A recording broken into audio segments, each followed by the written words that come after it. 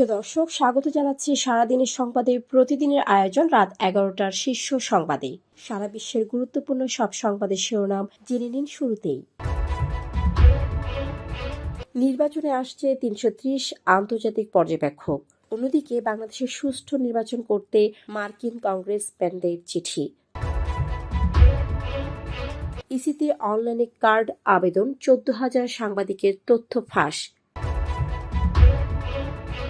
গণভোটে হ্যাঁয়ের পক্ষে ভোট চাইলেন তারেক রহমান। সেন্ট মার্টিন ভ্রমণে দুঃসংবাদ, হতাশ পর্যটকরা। সদস্য রাষ্ট্রগুলো নিয়মিত ফি না দেওয়ায় আর্থিক বিপর্যয়ের মুখে জাতিসংঘ, বললেন গুতেরেস। ডিআর কঙ্গোর খনিতে ধস, নিহত 2 শতাধিক। পশ্চিমবঙ্গে গুদামে আগুন লেগে 27 জনের মৃত্যু। অন্যদিকে ইন্দোনেশিয়ায় প্রবল বৃষ্টিপাতের ফলে ভূমিধসে প্রাণহানি বেড়ে 49। মিয়ানমারে নির্বাচনকালে জান্তার বাহিনীর বিমান হামলা, প্রার্থী সহ নিহত অন্তত 170। অন্যদিকে পাকিস্তানে একযোগে 12 স্থানে সন্ত্রাসী হামলা। দাঁড়িপাল্লার জোয়ার দেখে একটি দল বেসামাল হয়ে গেছে বললেন গোলাম পরোয়ারন। মির্জা ফখরুল বললেন, স্বাধীনতা বিরোধীদের হাতে দেশ নিরাপদ নয়। রাশিয়াকে দুর্বল করতে মাসে 50,000 রুশ সেনা হত্যার লক্ষ্য জেলেনস্কির। চীনের সঙ্গে সম্পর্ক না রাখাটা বোকামি, বললেন ব্রিটিশ প্রধানমন্ত্রী। দেশে এসেছে 1,40,000 প্রবাসীর পোস্টাল ব্যালট। অন্যদিকে নির্বাচনের নিরাপত্তায় সারা দেশে 37,000-এর বেশি বিজিবি মোতায়েন। শুনছিলেন সংবাদ শিরোনাম, এবারে বিস্তারিত। ফ্যাশন ব্র্যান্ড মানি আর্ট। আগামী 12 ফেব্রুয়ারি অনুষ্ঠিতব্য ত্রয়োদশ জাতীয় সংসদ নির্বাচন ও জুলাই জাতীয় সনদ বাস্তবায়ন বিষয়ে গণভোট পর্যবেক্ষণে এখন পর্যন্ত 330 জন আন্তর্জাতিক পর্যবেক্ষকের আগমন নিশ্চিত হয়েছে বলে জানিয়েছেন প্রধান উপদেষ্টার প্রেস উইং। এর মধ্যে ইসলামী সহযোগিতা সংস্থা সহ 5টি আন্তর্জাতিক সংস্থা 63 জন পর্যবেক্ষক পাঠাতে সম্মত হয়েছে।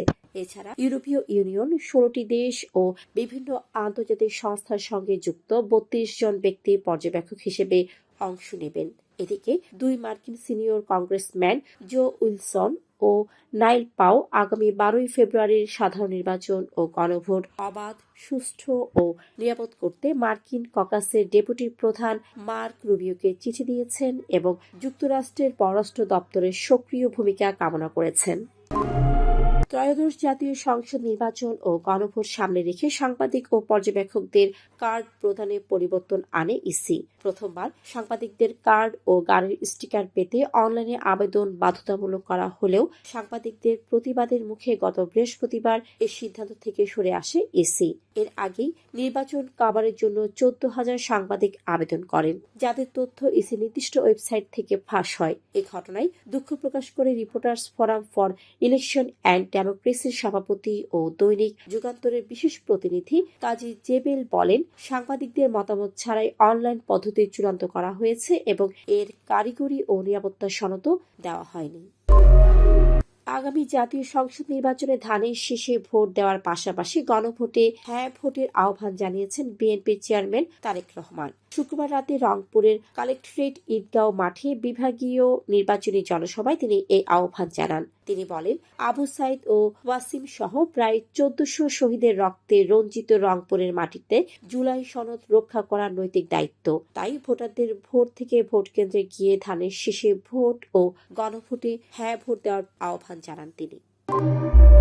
সরকারি সিদ্ধান্ত অনুযায়ী সেন্ট মার্টিন দ্বীপে রোববার থেকে টানা 9 মাস পর্যটক ভ্রমণ বন্ধ থাকবে, যা পর্যটন নির্ভর ব্যবসায়ী, শ্রমজীবী ও পরিবহন খাতের মানুষের মধ্যে উদ্বেগ সৃষ্টি করেছে। শনিবার চলতি মৌসুমের শেষ দিনে শেষবারের মতো পর্যটকবাহী জাহাজ দ্বীপে যাতায়াত করছে এবং নতুন নির্দেশনা না আসা পর্যন্ত এ ধরনের জাহাজ চলাচলের অনুমতি দেওয়া হবে না। সাধারণত প্রতি বছর 1 অক্টোবর থেকে 31 মার্চ পর্যন্ত দ্বীপটি পর্যটকদের জন্য উন্মুক্ত থাকলেও এবার সময়সীমা কমিয়ে নভেম্বর থেকে 31 জানুয়ারি নির্ধারণ করা হয় এবং নভেম্বর মাসে পর্যটকদের রাত যাপন নিষিদ্ধ ছিল। সদস্য দেশগুলো নিয়মিত বাধ্যতামূলক ফি পরিশোধ না করায় জাতিসংঘ গুরুতর আর্থিক সংকটে পড়েছে। জাতিসংঘের মহাসচিব আন্তোনিও গুতেরেস সতর্ক করে বলেছেন, এই পরিস্থিতি অব্যাহত থাকলে আগামী জুলাইয়ের মধ্যেই সংস্থাটি দেউলিয়া হয়ে যেতে পারে। 193টি সদস্য রাষ্ট্রকে লেখা চিঠিতে তিনি জানান, আর্থিক সংকট জাতিসংঘের কার্যক্রম মারাত্মকভাবে ব্যাহত করছে। তিনি সময়মতো ফি পরিশোধ অথবা আর্থিক নীতিমালায় বড় পরিবর্তনের আহ্বান জানান, নইলে পতন ঠেকানো সম্ভব হবে না বলে উল্লেখ করেন। গণতান্ত্রিক কঙ্গো প্রজাতন্ত্রের উত্তর কিভু প্রদেশের রুবাইয়া এলাকায় বিদ্রোহী নিয়ন্ত্রিত একটি কলটান খনিতে বুধবার ধসে অন্তত 200 জনের বেশি মানুষের মৃত্যু হয়েছে। গোমা শহর থেকে প্রায় 60 কিলোমিটার উত্তর পশ্চিমে অবস্থিত এই খনিতে শুক্রবার সন্ধ্যা পর্যন্ত হতাহতের সঠিক সংখ্যা নিশ্চিত করা যায়নি বলে রয়টার্স জানিয়েছে। অন্যদিকে ভারতের পশ্চিমবঙ্গের কলকাতার উপকণ্ঠ আনন্দপুরের নাজিরাবাদে 25শে জানুয়ারি রাতে দুটি গুদামে ভয়াবহ অগ্নিকাণ্ডে নিহত সংখ্যা বেড়ে 28 জনে দাঁড়িয়েছে। এই ঘটনায় 27টি মরদেহ উদ্ধার করা হলেও পরে আরও একজনের মৃত্যুর খবর পাওয়া যায়।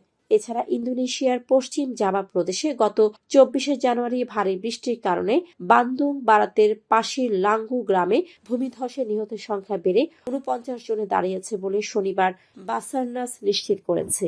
এই ঘটনায় নিখোঁজ 15 জনকে উদ্ধারের তল্লাশি চলছে এবং সীমান্ত টহলের প্রশিক্ষণকালে অন্তত 23 সেনা সদস্য নিহত হয়েছেন।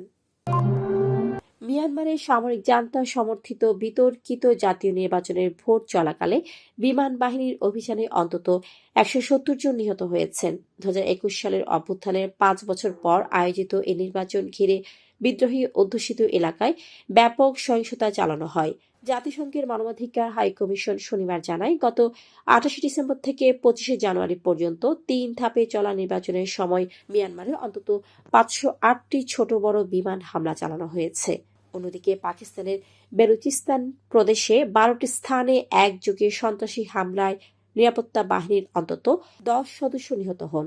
পাল্টা অভিযানে 37 সন্ত্রাসী নিহত হয়েছে বলে দেশটির সেনাবাহিনী জানিয়েছে। বাংলাদেশ জামাত ইসলামের সেক্রেটারি জেনারেল অধ্যাপক মিয়া গোলাম পরোয়ার বলেছেন, গত 54 বছরে যারা দেশ শাসনে ব্যর্থ হয়েছে, জনগণ তাদের আবার ক্ষমতায় দেখতে চায় না। শনিবার চাঁদপুর শহরের হাসান আলী স্কুল মাঠে নির্বাচনী জনসভায় তিনি দাবি করেন, সারা দেশে দাঁড়িপাল্লার জোয়ার দেখে প্রতিদ্বন্দ্বী একটি দল বেসামাল হয়ে পড়েছে। অন্যদিকে বিএনপি মহাসচিব মির্জা ফখরুল ইসলাম আলমগীর বলেছেন, স্বাধীনতা বিরোধীদের হাতে দেশ নিরাপদ নয়। শনিবার সকালে ঠাকুরগাঁও 1 আসনের পশ্চিম আকচা এলাকায় নির্বাচনী গণসংযোগে তিনি জামাতকে ইঙ্গিত করে বলেন, দাঁড়িপাল্লার প্রতীকের দলটি 1971 সালে মুক্তিযুদ্ধের বিরোধিতা করেছে, হত্যাকাণ্ড ও নির্বাচনে জড়িত ছিল এবং এখনো ক্ষমা চায়নি।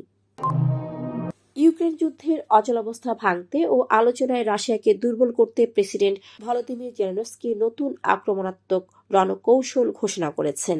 সামরিক কর্মকর্তাদের সঙ্গে বৈঠকে তিনি জানান, ইউক্রেনীয় বাহিনীর লক্ষ্য হবে প্রতি মাসে অন্তত 50,000 রুশ সেনাকে রণক্ষেত্রে নির্মূল করা। অন্যদিকে গ্রিনল্যান্ড ও শুল্ক ইস্যুতে মার্কিন চাপের প্রেক্ষাপটে যুক্তরাজ্যের প্রধানমন্ত্রী কিয়ার স্টারমার বলেছেন, চীনের সঙ্গে সম্পর্ক না রাখা বোকামি হবে। শুক্রবার সাংহাইয়ে বিবিসিকে দেওয়া সাক্ষাৎকারে তিনি বলেন, আন্তর্জাতিক ঘটনার প্রবাহ সরাসরি দেশের অভ্যন্তরে প্রভাব ফেলছে, তাই অস্থির বিশ্বে যুক্ত থাকা জরুরি।